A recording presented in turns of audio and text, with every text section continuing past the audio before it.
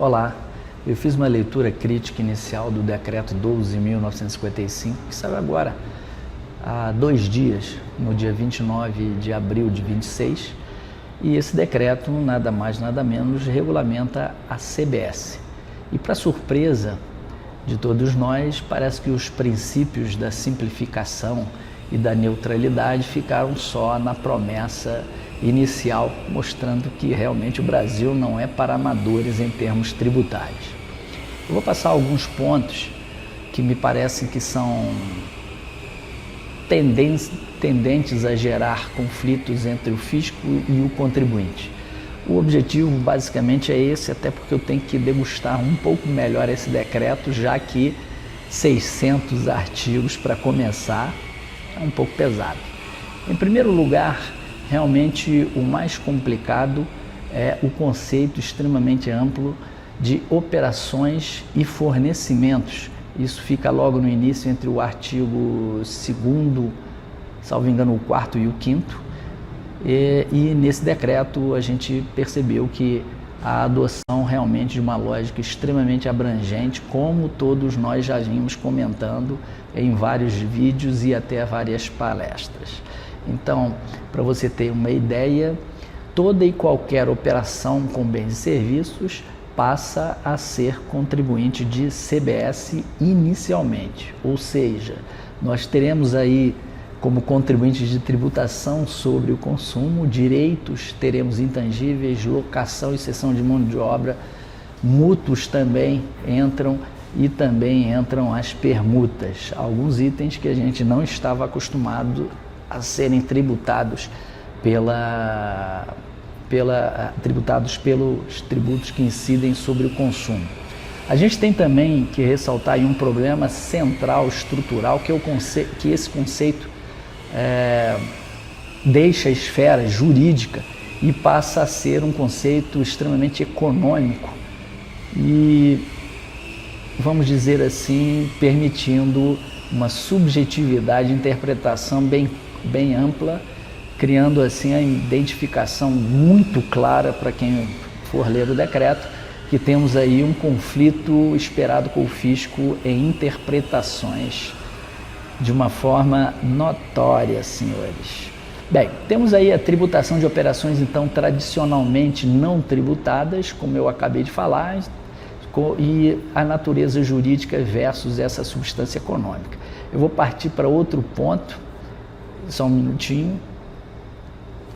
Então, nós temos aí um outro ponto muito importante, que é a tributação de operações não onerosas e tributação de operações a valor de mercado. Esse é um dos pontos também mais sensíveis do decreto, permitindo mais uma vez ao fisco a interpretação inicial das relações. O texto ele traz uma previsão de tributação de operações gratuitas, e para aqueles que, por exemplo, cedem imóveis gratuitamente para parentes ou questões assim, tome muito cuidado, porque isso é munição pesada para o fisco. Temos outro ponto também, que é a operação abaixo do valor de mercado e também transações com partes relacionadas que permitem ao fisco a interpretação bem ampla disso, né? E, por fim, também vale a pena a gente trazer a questão inicial da distribuição dos lucros, que passou a ser tributada acima de R$50 mil em 10%. E isso é extremamente amplificado com essa situação que eu acabei de comentar com vocês. E mais grave, tá? Que é a tributação com valor do mercado, abaixo de valores de mercado. E a gente sabe que isso é complicadíssimo, principalmente no mercado imobiliário, em que nós temos a desvalorização de imóveis identificados assim, em termos de compra e venda de mercado, e até o IPTU, para efeito de IPTU, efeito de tributação do imposto de transmissão, com valores bem mais altos do que a realidade. Então, temos um problema central aí bem claro nesse sentido, e vamos esperar o fisco trazer essa discussão do que é valor de mercado, já que é um conceito bem amplo, bem aberto, bem subjetivo e mais munição para o fisco. Vamos aí a mais um outro ponto. Bem, eu já trouxe para vocês aqui 2 pontos de altíssimo potencial de judicialização.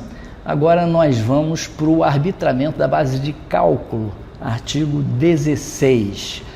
Esse decreto ele permite um arbitramento quando as informações forem consideradas não confiáveis. Mais munição para o fisco. Percebe-se então que temos aí uma regulamentação pró-fisco, completamente pró-fisco. Inclui-se casos aí nessa relação, quando eu estava vendo, claríssimos, que são a ausência de documentos fiscais, valores considerados inferiores aos de mercado, informações que não mereçam fé conforme o fisco, etc. O problema disso daí é que não merecer fé sobre algo que foi concordado entre 2 partes é um conceito extremamente aberto e perigoso, como os 2 outros itens, principalmente aquele de valores abaixo de mercado. O impacto prático eu deixo para vocês que estão me ouvindo, já que há uma tendência clara de autuações baseadas em presunção e necessidade de documentos extremamente robustos que o fisco vai estabelecer o que é que entende, ok? Vamos ao próximo ponto, ao item 4. Fato gerador que eles consideram híbrido e também antecipações. Isso está no artigo 11º. Fatos geradores no conceito mais assim complexo do que existia, porque trata-se da antecipação da data de pagamento, ou seja, mistura-se competência e caixa já nesse no conceito básico do IVA. Agora cria-se um problema gravíssimo, que é a tributação antes da efetiva realização econômica, ou seja, temos um impacto no capital de giro, e isso vai ser uma tributação 100% pró-fisco, criando um conflito claramente exposto sobre uma discussão relacionada a fato gerador fictício e antecipação de riqueza efetivamente, ou seja, crescimento patrimonial. Então, temos uma tese aí já clássica da violação do conceito da capacidade contributiva, me parece, mas eu deixo isso aí para você também discutir. Temos um outro ponto que se refere a local da operação com base na geolocalização, dados digitais, etc., no artigo 12, parágrafo 3º.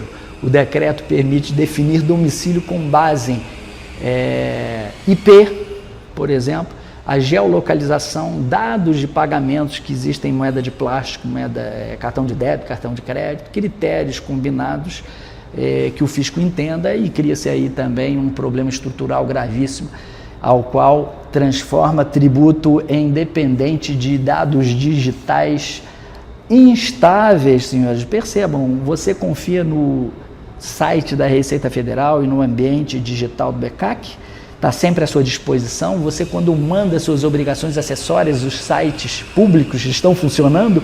Pois é, será que vai haver divergência entre domicílio fiscal, domicílio econômico e, inclusive, localização através do uso de tecnologias? É isso, o Brasil está virando o país mais moderno da face da Terra em termos tributários, segundo a comemoração pública, não é, do Ministério da Fazenda e também da Secretaria da Receita Federal. Vamos ver se esse troço vai funcionar mesmo ou se vai servir somente pro fisco. Eu também anotei aqui a responsabilidade massiva de plataformas digitais no artigo 20º, em que diz que há responsabilidade solidária dessas plataformas hoje e também a substituição tributária, a qual todos imaginavam que iria terminar.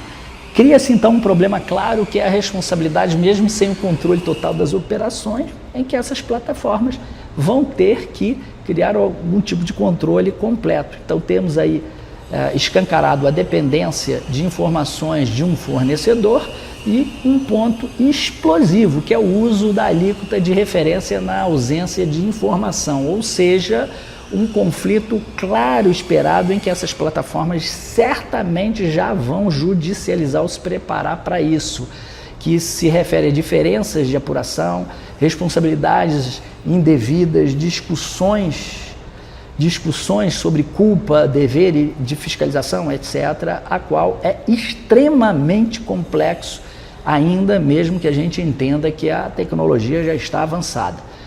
Temos também um outro ponto aqui que eu anotei, que é a base de cálculo extremamente ampla no artigo 13º, que inclui praticamente tudo: juros, multas, encargos, taxas, tributos, com exceções específicas apontadas no próprio regulamento, e isso vai criar um problema clássico de uma redição de teses antigas, vão todas voltar à tona. Escreva o que eu estou dizendo. Eu fiquei pensando ao ler que, parece que eu estou vendo o Brasil de 30 anos atrás. Então, temos aí, por exemplo, a base inflada artificialmente e provavelmente um conflito que trata-se de tributo sobre tributo, ainda que parcialmente mitigado. Temos discussões semelhantes à exclusão do ICMS, do PIS, da COFINS e provavelmente o retorno de grandes teses semelhantes a essas. Anotei também um outro ponto que eu considerei como o 8º, que é a responsabilidade solidária extremamente ampla no artigo 23º, o qual diz que, ele inclui transportador, desenvolvedor de software, qualquer pessoa que concorra com os interesses entre as duas partes e entidades diversas que estão colocadas nesse artigo. Senhores, é um problema claro de risco de responsabilidade de terceiros fora de uma relação direta. Está escrito no texto. Então, contadores e advogados, vamos lá trabalhar em cima do texto, porque vai se criar um conflito esperado, que me parece que é uma extensão, ocasionado por uma extensão indevida de sujeição passiva, a qual viola, a princípio, o princípio da pessoalidade. Por isso, tome muito cuidado. Bem, por fim, anotei um item 9 e ainda vou continuar a ler, que é a tributação baseada em substância econômica. O artigo 6º, parágrafo 1º, traz algo extremamente subjetivo. O decreto permite tributar conjunto de atos que, na essência, configurem operação onerosa.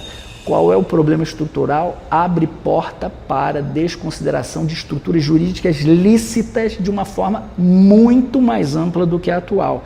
Isso certamente vai criar um conflito jurídico que é relacionado a planejamentos tributários, que o fisco vai dizer que são simulações e são planejamentos autênticos. Então, teremos também nesse quesito ampliação da ampla, vamos dizer assim, de uma base que pode trazer abuso de forma interpretado pelo fisco e o propósito negocial. No próximo vídeo eu vou falar do split payment, para esse não ficar muito grande, que também é um ponto que eu acabei de ler. Espero que você tenha gostado do conteúdo desse vídeo. Acho que a partir de agora está na hora da gente debater esse assunto seriamente. Se você tem interesse, nós estamos semana que vem com a nossa turma presencial à distância de estratégia tributária na reforma tributária e vamos debater esses e outros pontos. Agradeço que curta, compartilhe, se tiver interesse, entre em contato no direct para fazer parte da nossa turma. Um grande abraço e até a próxima.